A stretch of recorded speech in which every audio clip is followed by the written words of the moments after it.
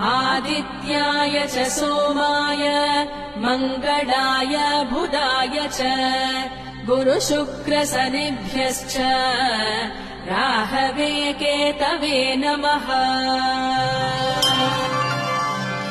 आदित्याय च सोमाय मङ्गलाय बुधाय च गुरुशुक्रशनिभ्यश्च राहवे केतवे नमः।